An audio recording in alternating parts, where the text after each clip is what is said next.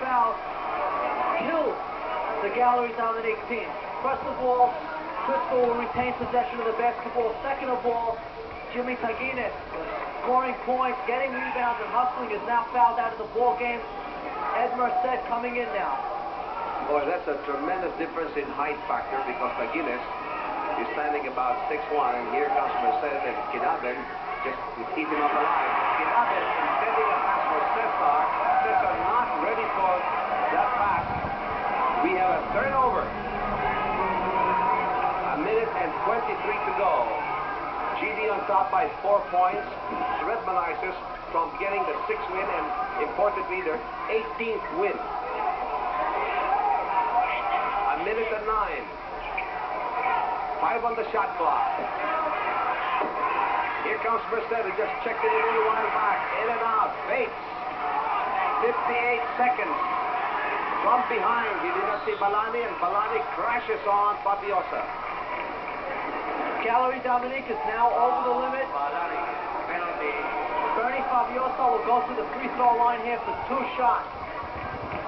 Steve, Balani just got his 5th personal foul. If he gets disqualified also together with Vicente Fogle and Taguines, the only man that they can call on is an off guard, and that is Tierra. Yes, if he does foul out of the ball game, Galerie Dominique is going to have to play with 3 guards at the same time.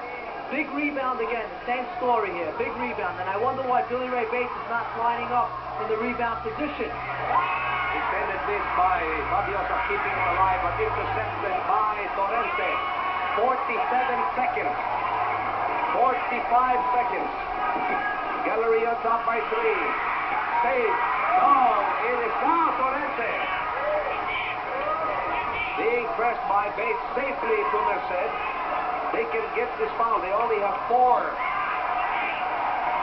The foul is made with 29 seconds. It is called against Cesar. Timeout, Galerie Dominique. We have a timeout. We'll be right back. There was only 10 seconds to go on the shot clock, and Crispa should have gone for a steal or let Galerie Dominique, attempt a shot at the basket. I think when Cesar committed the foul, he didn't realize that it was still 10 seconds on the shot clock. He was more worried about the game clock, which is reading right now at 29 seconds. Well, the important thing now for Galerie Dominique is not to play scared. They should not take a shot with more than 15 or 20 seconds to go at on the game clock or the shot clock. And again, this might be a fresh. No, they're going to keep it at 24 seconds here. Galerie Dominique is in no rush to score. They're up by 3 points here.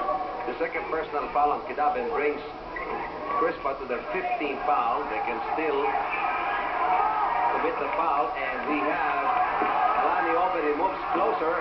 Blocked by Kinaben. Here comes Bates. Bates being pressed. Great move, but foul on the act of shooting by Balani. It is Balani's 6th personal foul, so he's the 4th player to be disqualified. First it was Fogle, followed by Vicente, then Taguines, and now we have Martin calling his last booster. They only played with 9 men. They're down to 5. We have Benji Poblete and Javier not in the Coliseum because they're injured. Florencio is still recovering from a leg injury. We have exactly 14.3 seconds left in this ball game with Galerie up top by 3 points. There's a timeout being asked by Coach Bernie. We'll be right back. Up to guys like Idavin, Cesar, even Fabiosa to try to get the offensive rebound. Let's see if it holds true. If Bates decides to make his second free throw, then Crispa will have to go for a steal. What is at stake here could be the dream might be bursted because they're looking for the 6th win and 18th, trying to break the record of 19 of 1918. Well, they haven't looked good in their last 2 outings. This game against Galerie and the last game against the last game against Nico Taguai. Billy Ray Bates at this point, I don't know. He might as well make the second free throw because they're going to have to go for a steal at 2 points anyway. They're down by 3 at high arch, and there's immediately a timeout being asked by Coach Jono Martinez. We will hang on. He's on the spot. They're down by a basket. Ball remains in the game. it is Kidabin that goes to the bench. Yes, actually, Gidabin is not really needed in this situation. They need guys that can make a steal. They need guys that can dribble the ball up very quickly. So he goes with Cole, Fabiosa, Cristobal at the same time. Center inbound. And they go to Merced. Good fake on Cesar. Going the other side. We have an upset in the making. And very quickly, Coach Bernie asks for a timeout with 11.3 seconds. We will hang on to there. What a great inbound coming from Dionisio. Yes, very nice play by Dionisio. He didn't panic, which is the most important thing. When he came back in the fourth, he has scored 25 points and pulled down 5 rebounds. After he was disqualified, Vicente joined in, followed by Teguides, and the last player to be disqualified is Balani. When you look at it, these are very short players from Galerie Dominique. And once again, Bernie asking for a timeout, wanted to think and talk things over with his boys. He's got the scrimmage sheet right in front of him. Base has 4. The nearest will be Fabiosa, but he only has 3. And we resume play now with the Redmanizers inbounding from center court. What is his remote?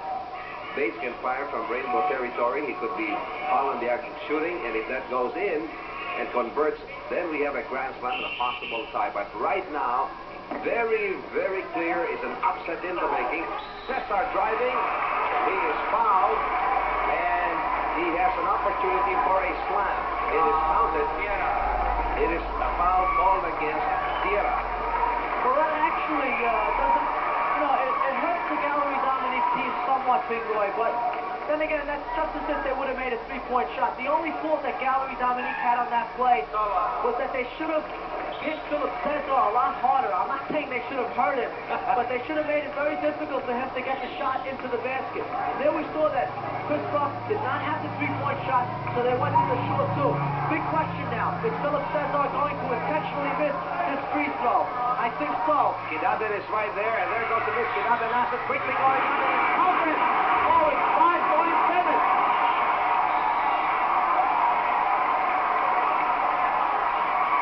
We have a tie. Yes, Philip Cesar had to intentionally miss that free throw, and he did it so beautifully. I mean, it's harder to miss a shot so softly than it is to actually make the shot. Now, Gidabin has a chance to put his team up by 1 point. Galerie Dominique, the game is not over. They still have 5 seconds to win the basketball game. And looking over at the bench of Galerie Dominique, all of a sudden, their faces fell. Pancholo Martin is in control. He just dished out instructions to his players, exactly saying, don't lose heart. You've got 5.7 seconds, even if Kidabin makes it. This is the big rebound now. Galerie Dominique must pull down the rebound, and if they do, they must get a shot off in the basket. 5.7 seconds to go in the ball game. And Kidabin misses it. And there goes a timeout quickly being asked by Cholo Martin. We heard the horn. It probably is no timeout, but we heard the horn. We will check. It is a foul. Oh, that really hurts the Crispa Redmanizers because, well, let's get a confirmation here. We have a foul on that play on Bernie Fabiosa. Now, that really hurts the team.